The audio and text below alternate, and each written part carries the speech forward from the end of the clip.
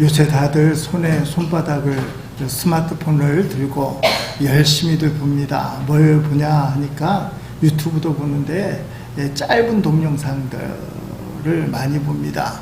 유튜브에서는 그것을 쇼츠라고 하는데 그거 한번 이렇게 보기 시작하면 끝이 없어요. 어떤 사람은 잠자리에 들어서 보기 시작하는데 잠도 안 자고 새벽이 될 때까지 가만히 보는 그런 사람이 있습니다. 사람의 마음을 끄는 힘이 있는 거죠. 그래서 조심해야 됩니다. 이왕이면 우리가 하나님 믿는 성도로서 유익하고 그리고 좋은 것들을 보길 원하는데 선택권이 우리에게 없습니다. 유튜브의 쇼츠 같은 경우에는 무조건적으로 나오게 돼 있어요. 그래서 위로 이렇게 올리게 돼 있는데 마음에 들지 않는 쇼츠가 딱 나오는 순간 어떻게 해요? 손가락 갖고 탁 올립니다. 안 봐도 돼. 탁 올리고 보고 싶은 이 동영상만 멈춰서 보게 되는 거죠. 그래서 계속 보게 되는 것 같아요. 지난 주간에 제가 은혜 받은 쇼츠가 있습니다. 타이틀 제목이 이렇게 돼요. 분당 우리 교회 보고 실망한 이유. 이게 낚는 제목입니다. 진짜 제목은 그 밑에 아주 작은 글씨로 설명되어 있는데, 큰 교회 보고 실망한 이유, 내가 너무 초라해서 한숨 쉴 때 들린 하나님의 음성이다. 요새 목사님들도 짧은 동영상을 많이 만드는데 어떤 젊은 목사님 만드신 쇼츠입니다. 내용은 분당 우리 교회가 어려운 교회들을 도와준다는 프로젝트를 들었다는 겁니다. 그 프로젝트를 듣는 순간에 야, 혜택을 받는 교회가 참 부럽다 이렇게 생각이 드는 것이 아니라 그 프로젝트를 진행하는 남을 도와주는 분당 우리 교회가 너무 부럽다 그런 생각이 들더라는 겁니다. 근데 그때 목사님 교회가 자기 가족들 다 포함해서 5명 모일 때라는 거예요. 자기 연민이 찾아오더라는 거예요. 자기 자신이 너무 초라해지게 느끼고 목회할 마음이 없어지더라는 겁니다. 그 이후의 일을 그 동영상에서 이렇게 표현합니다. 그래서 기도만 하고 있는데 눈물이 갑자기 주르르 나면서 감동이 착 쏟아지는데 짧은 동영상에는 이렇게 표현을 잘해야 돼요. 그걸 그대로 적어왔는데 주님이 이렇게 말씀하셨어요. 아들아, 내가 너와 함께하노라. 내가 너와 함께하며 나의 나라를 이룰 것이다. 기대하고 꿈꾸거라. 상상할 수 있는 최대한 그걸 넘어서 아득히 먼 것 같은 꿈을 꾸거라. 나는 전능한 여호와 너의 하나님이니 내가 이룰 것이다. 이 쇼츠를 보면서 제 마음이 찌릿했습니다. 하나님의 일을 열심히 감당하는 부흥하는 교회를 바라보면서 부러운 마음이 들면 나도 저렇게 열심히 해봐야 되겠다 이런 마음을 모아야 되는데 상대적인 자기 연민, 자기의 신세를 보면서 한탄이 나오는 거예요. 근데 하나님이 한탄만 하지 마라. 내가 너와 함께 할 것이다. 꿈을 꾸거라. 이 말씀하십니다. 저는 이 말씀이 오늘 저에게 주시는 하나님의 음성이다.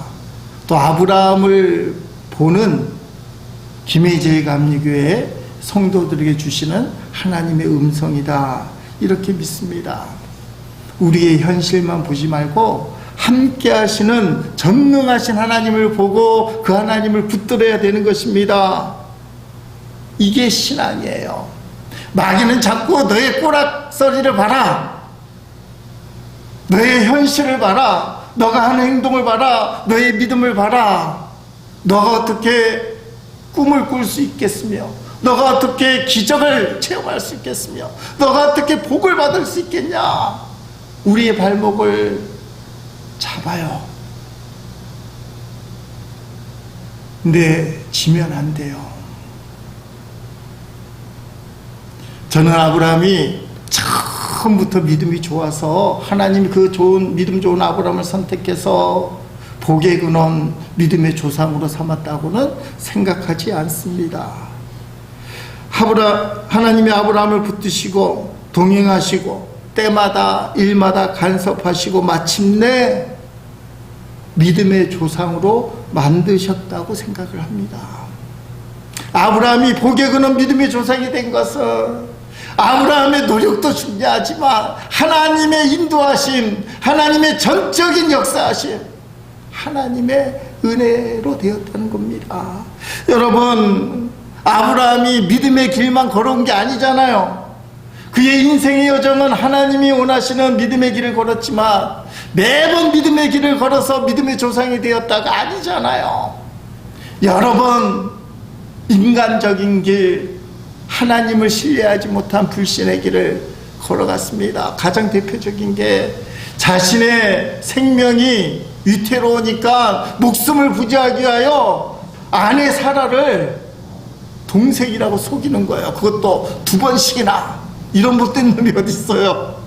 자기 살자고 마누라 팔아먹은 사람이 아브라함이에요. 이런 아브라함을 붙드시고 훈련시키고 만들어 가신 하나님이 오늘 우리와 함께 하신다는 거예요. 나의 현실을 바라보고 나의 믿음 상태를 바라보면서 아이고 이거 갖고 어찌할꼬 하지 말고 나를 통해 역사하실 하나님, 그 하나님을 바라보고 하나님의 인도함에 따라 우리가 믿음의 길을 한 발자국 한 발자국 갈 때 어느덧 우리도 아브라함처럼 복의 근원 믿음의 조상이 될 줄로 믿습니다. 따라합시다. 전능하신 하나님이 나를 만드신다. 전능하신 하나님이 나를 만드셔요.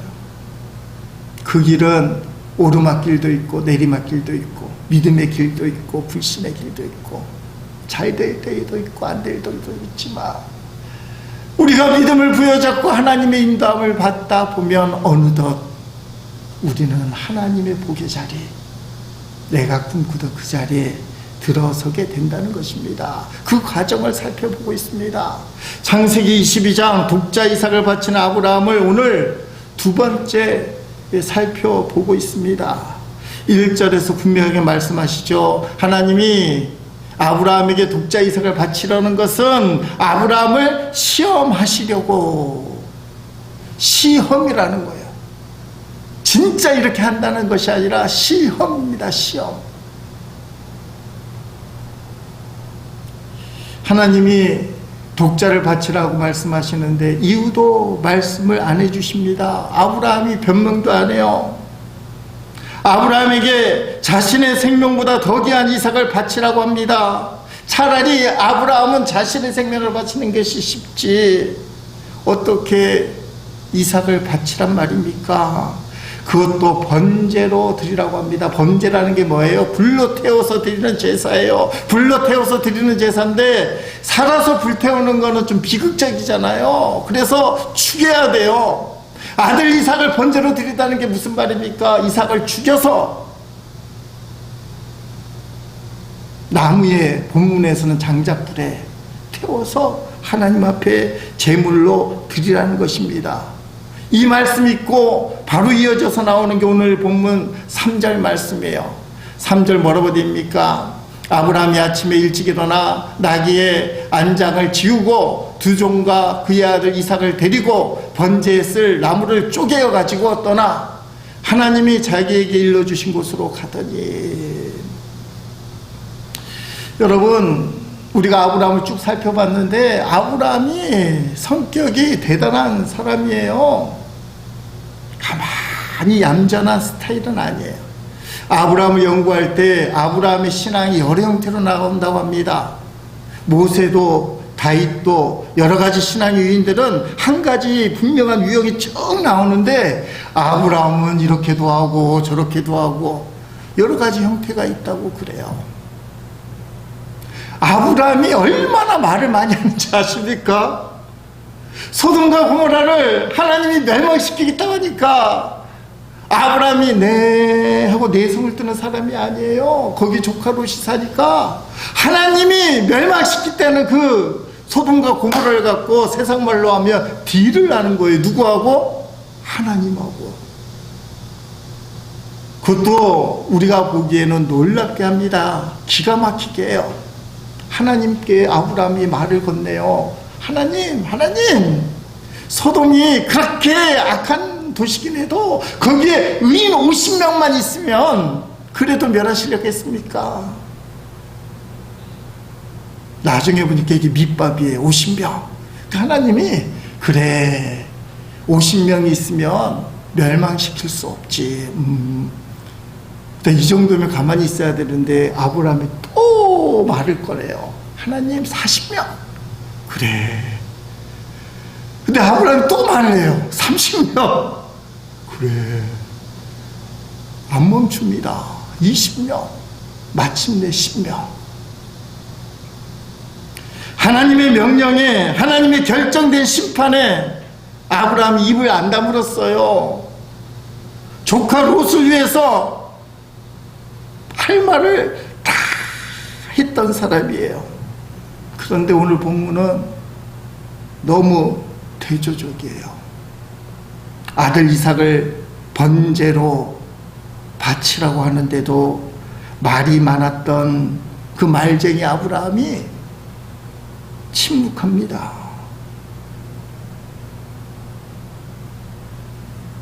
왜 말쟁이 아브라함이 아무 말도 하지 않고 침묵하였을까? 이유를 정확하게 알 수가 없어요. 성경은 간단하게 아무 말이 없었다고 그 표현도 안 쓰고 말 없는 것만 기록한 거예요. 그래서 여러 가지 해석이 나옵니다. 정확히 할 수 없지만 가장 일반적인 이야기는 아브라함이 믿음이 위대하기 때문에 이 침묵은 아브라함이 하나님 말씀에 절대적으로 순종하는 믿음의 표현이다. 그래서 아브라함이 믿음의 조상이 되었다. 복의 근원이 되었다. 이런 믿음을 가져야 돼. 아들을 바치라고 해도 하나님 아멘 하는 사람. 조금 더 나가면 어떤 주석가는 이렇게 얘기합니다.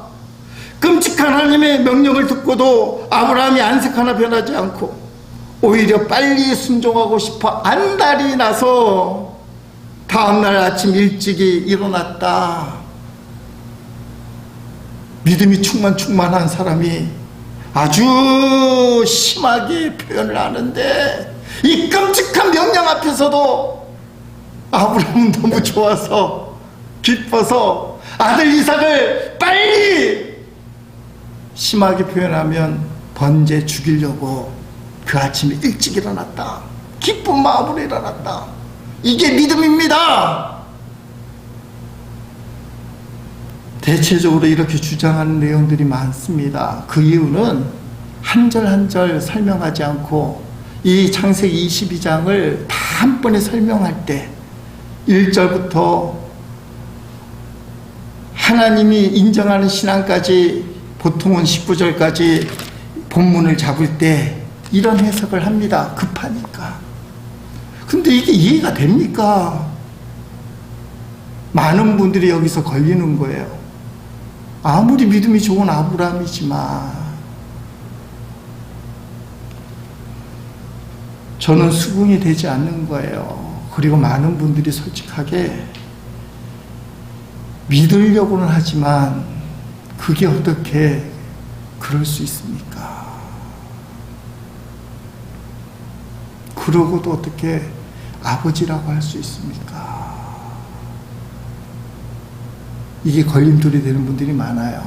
근데 그게 절대적인 해석이 아니라는 걸 기억해야 됩니다. 19절까지 내용을 문득여서 설교하다 보니 간단하게 표현하는 내용이에요. 저는 개인적으로 이 부분에 대한 아픔이 있습니다. 오래전이에요. 제가 30대 중반 뭐 이렇게 됐을 때, 중후반쯤 됐을 때 지방교육부 총무를 맡아서 한 적이 있습니다. 여름이 됐잖아요. 그래서 어린이 연합성경학교를 개최하게 됐는데 진영에 있는 이 진우원이 있어요. 진우원 장로님이 진영감리교회 장로님이십니다. 진우원에 가서 넓은 강단이 있기 때문에 거기서 2박 3일 동안 어린이 연합성경학교를 진행을 합니다. 교육부 총무의 책임 아래 진행이 되는데 저녁에는 이 어린이 전문 강사를 불러다가 말씀 집회를 갖게 되었던 거죠. 그날 첫째 날 주제가 아브라함에 대한 이야기였습니다. 근데 저에게 설교를 하다가 이렇게 묻는 거예요. 아마도 제가 교육부 총무였고 대화를 하는 중에 저의 두 아들이 이 집회에 참석하고 있다는 것을 알아서 그랬을 겁니다. 묻기를 이렇게 물어요. 목사님이라면 아브라함처럼 아들을 바칠 수 있습니까? 그때 제가 추호의 망설임 없이 네, 바칠 수 있습니다. 원래 그렇게 대답하면 안 돼요. 바칠 수 없습니다. 이렇게 대답해야 흐름이 가는데 이게 질문을 던진 그 목사님의 의도였는데 제가 바칠 수 있습니다 하니까 대단하십니다 하고는 넘어간 거예요. 집회가 끝난 다음에 한 집사님이 제게 물었습니다. 목사님, 정말 아드님을 바칠 수 있습니까? 그때는 그럴 수 있다고 생각했습니다. 그런데 그게 착각인 겁니다. 지금은 절대 아닙니다. 머리로만 남의 이야기하듯이 교리적으로 설교할 때는 그게 가능해요. 자식 바칠 수 있지 라고 얘기합니다. 제 둘째 아들이 친구를 구하다가 하늘에 갔습니다. 어떤 분이 제게 이렇게 말씀을 하셔요. 부산에 계신 교우인데 벌써 오랫동안에 교제를 하는 분입니다. 이분이 찾아와서는 제게 중보기도를 부탁하는 분인데 목사님은 아들까지도 하나님 앞에 바친 분이잖아요. 저는 그 말이 너무 듣기 싫은 거예요. 그 집사님은 들으라고 하는 말인데 위로가 되라는 말인데 근데 그 말이 내 가슴을 갈기갈기 찢어놓는 칼이 되었습니다. 저는 지금도 그래요. 하나님, 차라리 제 목숨을 거두어 가시지. 여러분, 교리로만 그냥 믿습니다 이렇게 생각하고 남의 일 다루듯이 얘기할 때는 할 수 있어요. 아들 바칠 수 있어요. 아브라함이 그 정도 수준에서 이삭을 바라본 게 아니라는 거예요. 자기 친아들입니다. 저는 이삭을 바치라는 명령에 왜 아브라함이 침묵했느냐? 충격받아서, 믿음이 좋아서가 아니에요. 충격이 너무 크기 때문에 말을 잊었습니다. 본문 3절을, 그래서 오늘 본문이 한 절인데 가만히 묵상해보면 이 아브라함의 마음이 잘 표현되어 있어요.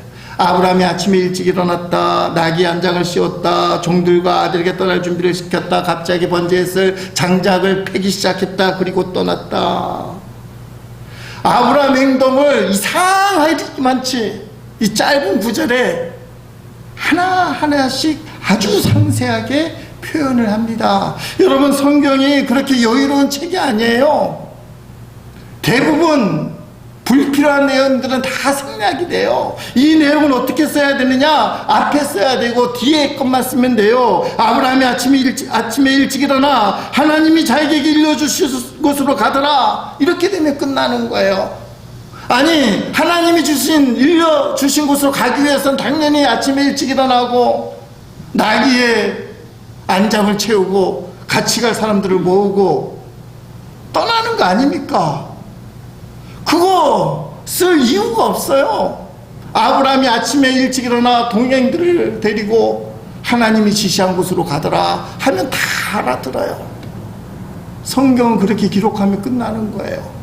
그 행동 대신에 들어갈 게 뭡니까? 왜 사라하고 얘기를 안 했을까? 어떤 사람은 여자들이 말이 많고 바가지를 많이 긋기 때문에 사라가 못 가게 했을 거다. 사라가 불신앙자이기 때문에 그럴 것이다. 아브라함만큼 믿음이 없었기 때문에. 아니에요. 사라에게 얘기한다고 이게 뭔가 방법이 없잖아요. 말할 여유가 없는 거예요. 아브라함이 믿음이 좋다고 생각을 하니까, 갈등이 없다고 생각하니까 갈등을 유발할 사라하고 얘기하지 않았다. 아니에요.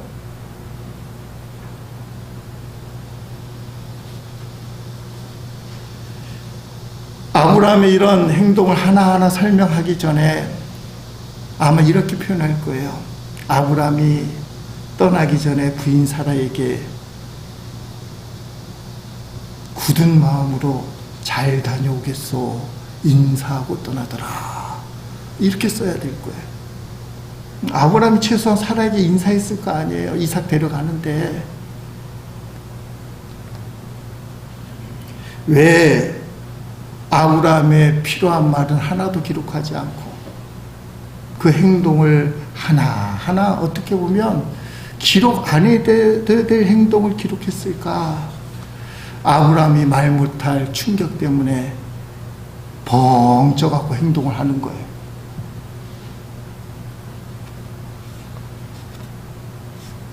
어떤 분이 이런 말을 합니다.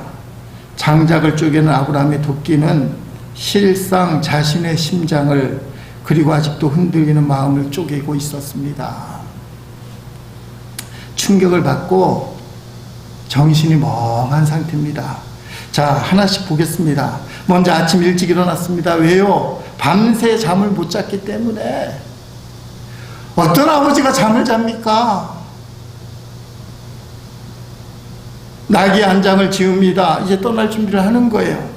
두 아인을 부르고 이삭을 데려오라 합니다. 그리고 떠나야 돼요.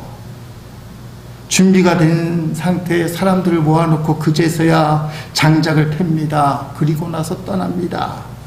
나귀의 안장을 지우는 아브라함의 마음은 어떤 마음이 있을까? 안장이라는 게 뭡니까? 사람을 태우는 도구예요. 장작을 싣는 도구가 아닙니다. 특히 하나님 앞에 드리는 번제에 쓰이는 장작, 불태울 장작은 보통 나귀에 싣지 않아요. 다 사람이 이고 가요.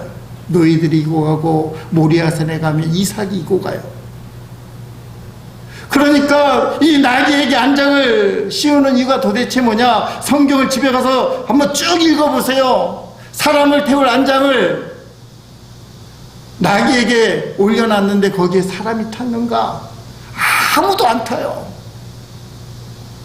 타는 사람이 없단 말이에요. 무슨 말입니까? 나귀는 사람도 태우지도 않고 장작도 싣지 않고 그냥 안장만 달라얹고 따라갔다는 거예요.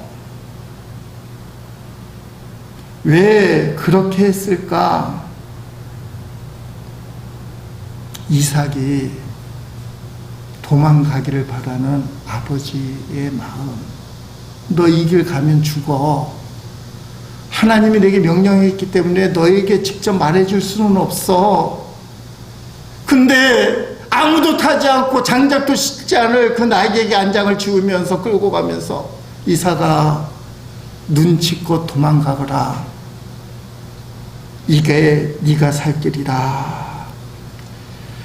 나중에 보겠습니다만 이삭도 믿음이 대단해요. 하도 이상한데 꾹 참다가 7절에 가서 얘기합니다. 아버지, 하나님 앞에 번제 드린다고 불하고 나무는 다 준비됐는데 번제를 드릴 어린 양은 도대체 어디 있습니까? 하도 이상하니까 묻잖아요. 나중에 사실은 출발부터가 이상한 기류가 있었을 겁니다. 분위기가 있잖아요. 이삭이 빨리 눈치채고 나귀를 타고 도망가라고 안장까지 얹어놨지만 이삭은 도망가지 않았어요. 여러분, 이렇게 설명하는 게 아브라함의 믿음에 먹칠을 하는 걸까요? 저는 그렇지 않다고 생각합니다. 계속 설명을 드릴게요. 아브라함이 마침내 모리아산에 가서 이삭을 바치게 됩니다. 하나님이 주신 시험을 멋있게 통과합니다. 하나님께서 아브라함을 인정할 때 이렇게 말씀하십니다. 12절 말씀에 사자가 이르시되, 하나님 대신한 사자예요. 그 아이에게 내 손을 대지 말라. 그에게 아무 일도 하지 말라. 네가 네 아들 내 독자까지도 내게 아끼지 아니하였으니 내가 이제야 네가 하나님을 경외하는 줄 아노라. 이제야 하나님을 경외하는 줄 아노라. 멋있게 하나님의 시험을 통과하면서 하는 말이, 하나님께 내게 아끼지 아니하였노라. 아끼지 아니하였다. 이 오늘 말씀을 보면 도망 보내지 아니했다라는 뜻이에요. 오늘은 여러 가지 번역을 할 수 있는데, 아끼지 않았다는 말 속에는 너가 3일 길을 걸어오면서 나귀 한 장을 채우면서 눈치는 줬지만 직접 이삭에게 도망가, 그 말은 하지 않았구나.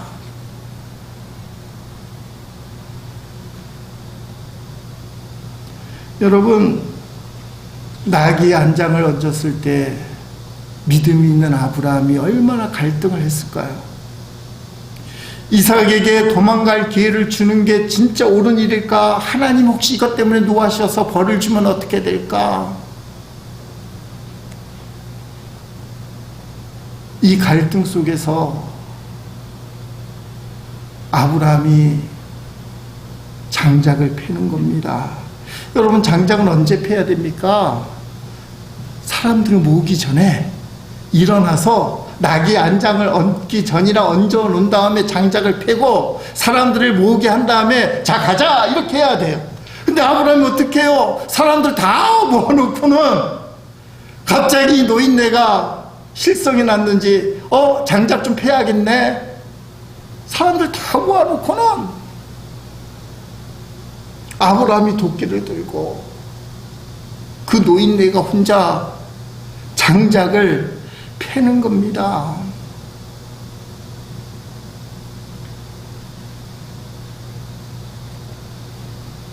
때늦게 장작을 패는 아브라함의 마음, 오늘 설교 제목이에요.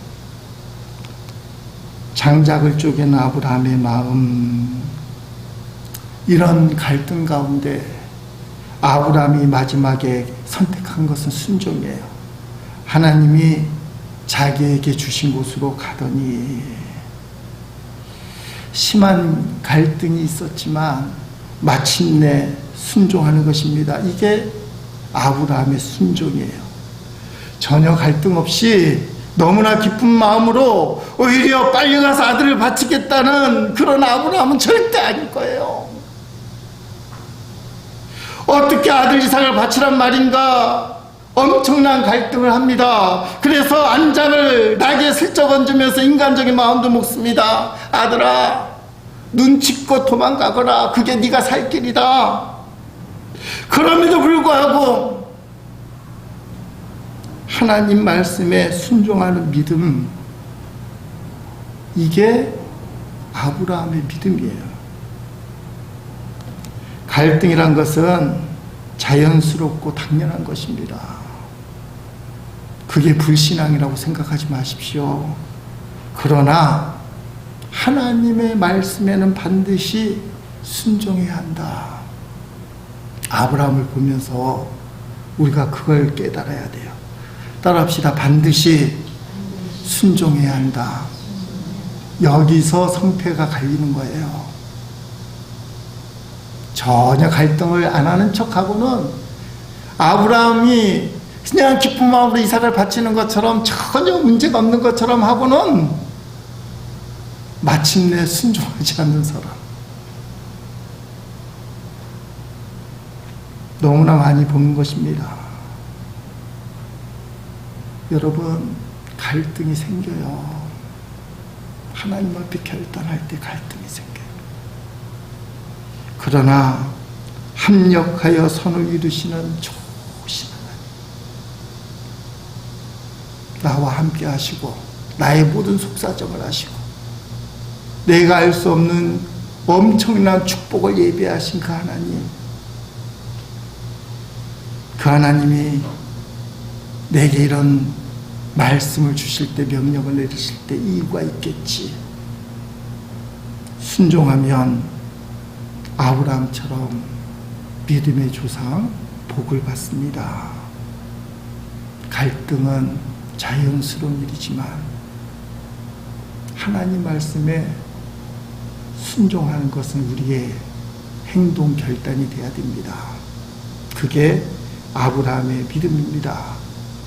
갈등이 있을지라도 마침내 하나님께 순종해서 복을 받는 우리 모두가 될 수 있기를 예수님 이름으로 축복합니다.